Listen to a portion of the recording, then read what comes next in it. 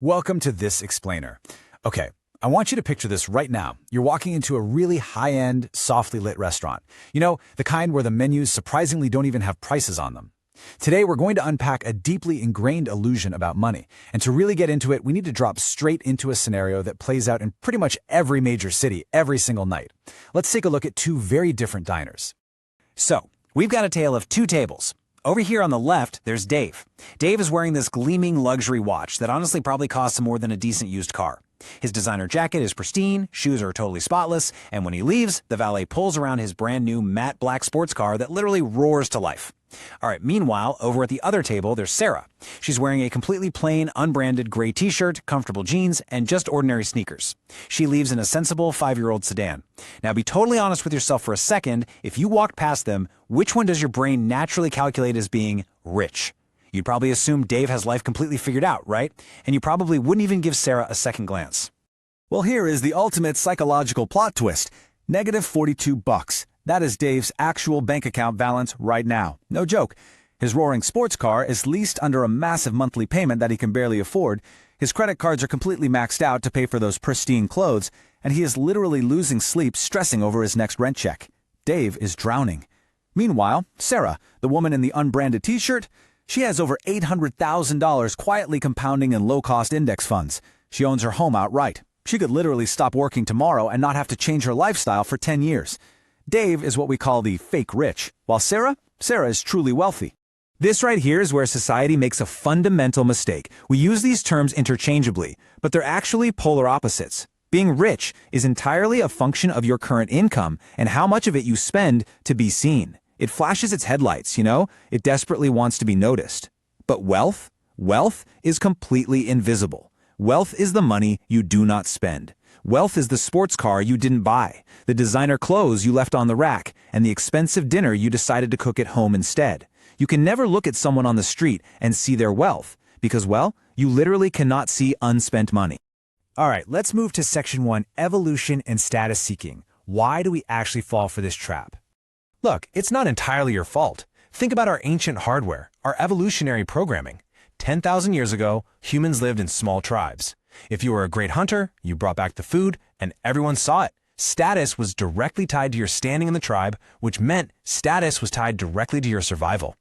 Fast forward to our childhoods, maybe 15 years ago for some of us. As a species that learns by observing others, we looked around, saw massive houses and expensive cars, and our brains just automatically mapped those visible finish lines of consumption as success. And today, 0 days ago, modern luxury marketing departments brilliantly exploit this exact ancient survival instinct. They sell you a logo as a psychological shortcut to signal to your modern tribe, hey, look at me, I am safe, I belong to a higher economic class. There's this fantastic quote, because we cannot see true wealth, we don't copy it. We mistake the symptom for the cure. That hits hard, doesn't it? Since wealth is invisible, but debt is highly visible, we only end up copying the appearance of wealth. And here is the brutal, undeniable irony of it all. When you spend money just to look rich, you are literally taking away from the exact pool of money that could actually make you wealthy. Okay, so let's get into Section 2, the math of the trap. The 5-year scoreboard. Let's run the numbers and set up a head-to-head comparison between Alex and Ben. Notice right at the top, they both earn exactly $75,000 a year. They have the exact same financial potential.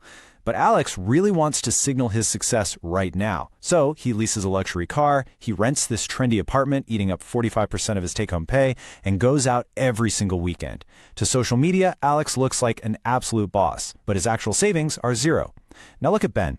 Ben is actively sacrificing visible status for low expenses. He drives a paid-off used hatchback, splits a modest apartment with a roommate, and wears normal clothes without giant logos. And because of these quiet, invisible choices, Ben is saving and investing $2,000 every single month. And boom, look at this 5-year scoreboard. Alex's net worth is flatlined at zero. He is living paycheck to paycheck, totally stressed out, and frankly, one minor emergency away from total financial disaster. Ben, on the other hand, who is practically invisible to the casual observer, has a net worth that has skyrocketed to $120,000. That is $120,000 working for him around the clock, generating passive income and providing just an incredible amount of peace of mind. Which brings us perfectly to Section 3, the hedonic treadmill. the true engine of the fake rich. So, what is the hedonic treadmill? Basically, it is this psychological observation that humans rapidly adjust to new levels of luxury or fortune, ultimately just returning to their baseline level of happiness. It is an incredibly dangerous mechanism, guys, because it turns money into an insatiable hunger, where your entire self-worth becomes tied to upward consumption. This right here is the exact cycle that drives that fake rich lifestyle we were just talking about. Let's break down exactly how this builds step by step in your own life to help you break the cycle of these consumption habits. Step 1, you finally get that big raise at work. You feel incredible. Step 2, you think, all right, I've leveled up, so you upgrade your lifestyle. You get that bigger apartment, maybe start buying premium groceries. Step 3, fast forward a few weeks and your brain just adapts. The big apartment is just normal now, the premium food just tastes like regular food, the excitement completely fades. So you hit step 4. To get that exact same emotional rush again, you now crave an even faster car or a way more expensive vacation. You end up running faster and faster on the treadmill, sweating more, spending more money, just to stay in the exact same place emotionally. And the ultimate consequence of this? You end up in the golden cage, working a job you might secretly hate, dealing with bosses you honestly can't stand, all to fund a lifestyle designed to impress people you don't even really like. But true wealth? True wealth is the exit ticket. Unspent money does not buy you envious glances in traffic. But you know what it does buy? It buys you the ability to wake up on a random Tuesday morning with the absolute sovereignty to decide exactly what you want to do with your day. Moving into Section 4, measuring your true security, we really need to shift our financial metrics here. If you want to break free, you have to stop measuring your success by what you display and start measuring it by your financial runway. This is simple. It's just how long you could survive if your primary source of income completely disappeared today, right now. Focusing on building this runway instead of building a luxury wardrobe completely transforms your relationship with anxiety. It's a total game changer. And the difference in this metric is just wild. The fake rich, the guys driving the sports cars on maxed out credit, they usually have a runway of less than 30 days. They are literally a single missing paycheck away from total collapse. They're living in a state of constant, low-grade survival. But the truly wealthy, their runway is measured in years or even decades. It represents a state of deep, unshakable security. So let's talk about how to actually do this in Section 5, practicing stealth wealth, letting your bank account grow loud.